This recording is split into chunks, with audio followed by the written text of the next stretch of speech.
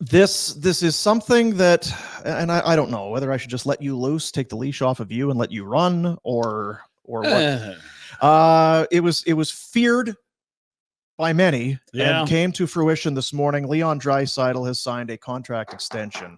1 year left on his existing deal, and we were looking forward to a full year of hand-wringing and sweating in really Edmonton about what was going to happen. Because it started to play. If he left, and then of course Connor's going to House of Cards, then it's just going to completely fall to pieces. Well, he is sticking around. It is a 8-year deal to the tune of $14 million.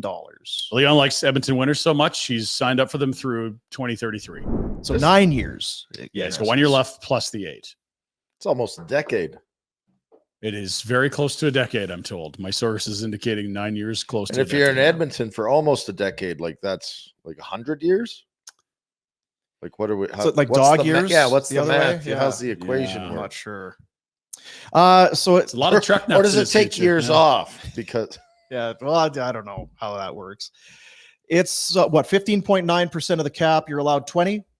20's max contract. We've never seen that. Yeah. I think Connor should ask for one because, frankly, he's the best player we'll ever see. But 20% would have been 17.6 million. So Reddit said while you were in the can making noises, bit of a discount. Doesn't feel like I it. think it's a discount at 14 million. I really do. He'll be the highest paid player in the league. Here's the thing: if he was going to hit the market and he asked for 15, someone would give it to him, right? Yes. So what's his you total? could argue that's a discount. Well, I can't do the math. What's 8? Jack. 112 million. Jack, quickly now with your math hat on. 112. 112. And so if he goes, he wasn't paying. Look at he's just got the blank screen. Shit. Repeat the question. I played the fifth. This is a spelling bee. Not could guilty. you use it in a sentence? If he went to free agency, he could only get 7 years. Correct. And so how would you get like? So 112 over 7. That's a good question, right? Let's get out of Jack. 112 over 7. Let's go. You I like figures on 16 a year. Huh? He's 60. Yeah. But it's not like he wouldn't. wouldn't. He's not going to get nothing in that 8th year. Exactly. It's like, well, Leon, 7 years. Now you got to quit. No, he's going to get another deal. I don't know why these guys sign long-term deals. I don't get it. So stupid, really. Like, if you're 24 and you've come out of an entry level and you haven't really made a bunch of money and it's time to set up your family, I get the whole, we're an RFA. We don't have a lot of leverage, max term, let's go. But if Leon signed for 3 years times 15 or 14, the cap's going to be like 100 million when he re-ups and he'll make even more. It's not like, well, if he get hurt, he'll never have any money. It's like, no. People would be happy to bet on Leon recovering. They also buy insurance on those deals. Oh, so don't think that they're not. I just don't get it. Like what Austin Matthews done. Brilliant. Like that's maximizing your earnings. Yeah. I'm stunned other agents aren't as sharp as that. There's the whole case like, oh no, but the more you take, the less there is to give around. It's like, cool, but where was Darnell Nurse on that page? Because why is he's making more, so everyone else has to make less if you want to turn that around. The stars deserve to get paid. Let's be honest. It's disappointing and somewhat surprising. And if you're an Oiler fan, you should be damn proud of that guy in a way. Yeah. Right? Like, ecstatic. Right? Yeah, big time. On every level. Yeah. It's a ton of dough, but he's not a sexy market. Like he's one of the top 3 in the world at his position. Yeah. It's a bit of a discount. It's a lot of money, but still it's a huge discount. Don't say it's not. It is. It's a discount because it's a discount tax-wise, city-wise, lifestyle-wise, and financially. He's going to be the highest paid player in the league when it kicks in. Doesn't matter.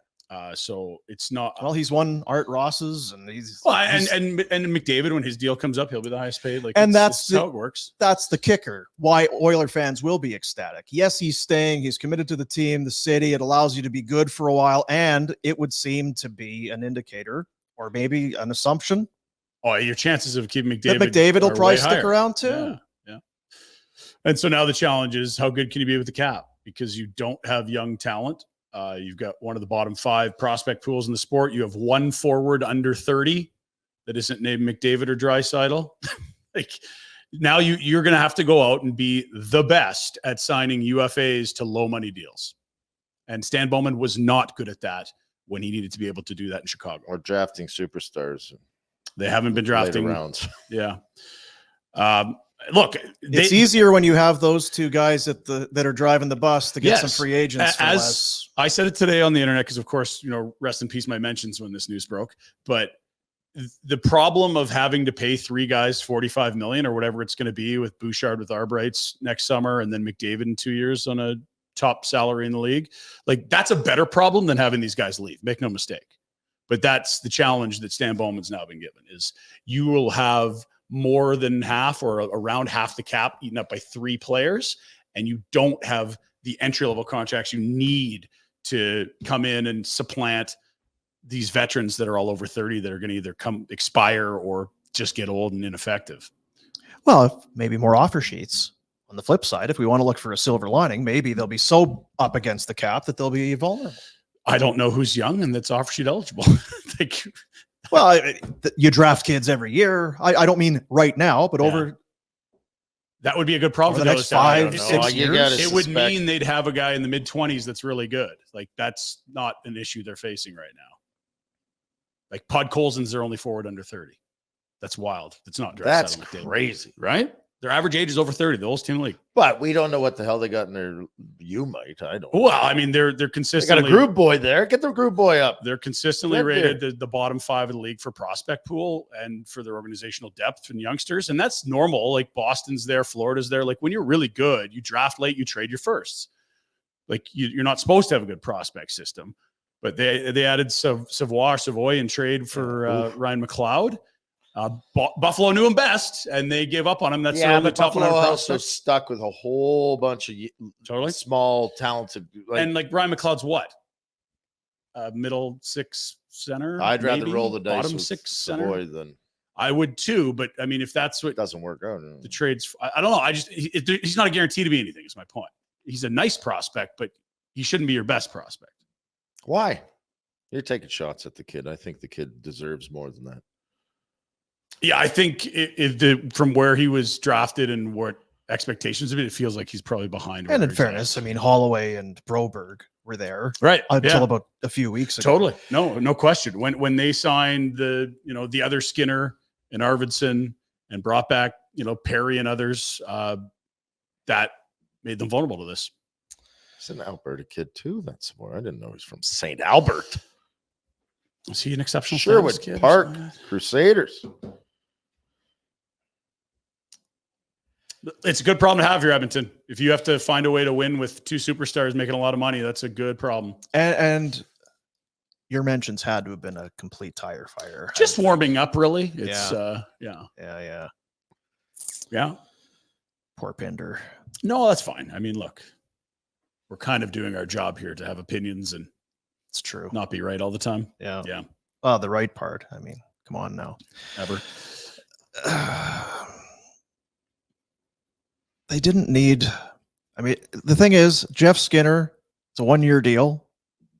Arvidsson's 2. Arvidsson's 2.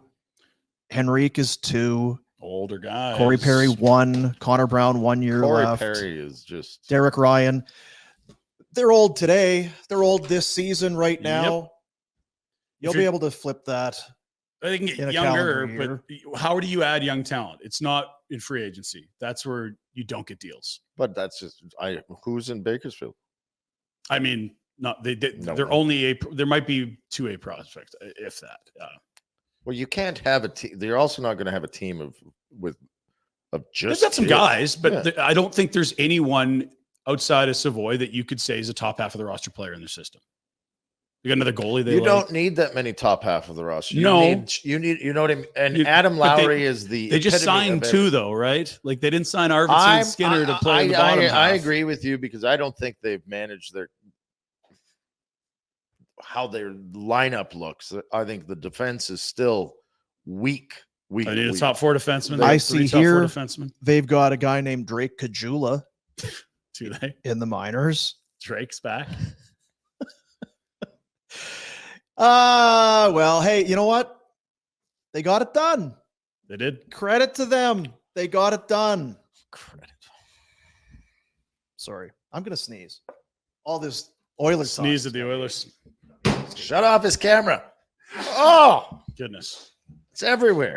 Yeah. So here's what they're looking at. It's next summer, Bouchard's an RFA with Arbrights. he's putting up Carlson type numbers and will be requesting Carlson type money.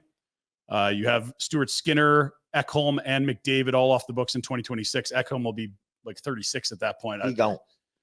Evander Kane's got 2 years left. He's broken and not that effective anymore. He's done. I don't know. It's a challenge, but it's as I keep saying, this is a better challenge than figuring out what to do when Leon Draisaitl leaves. Oh yeah, give me that. Give out anybody. Give us that test, that challenge. Yeah, you got McDavid and Draisaitl, and you've got Bouchard in the back end. Okay, that's a good start. I feel like I've got something to build off of here. That's all right. If you're making cake, yeah, let's figure it out. Got about $1 million to go find another D-man. They'll do that.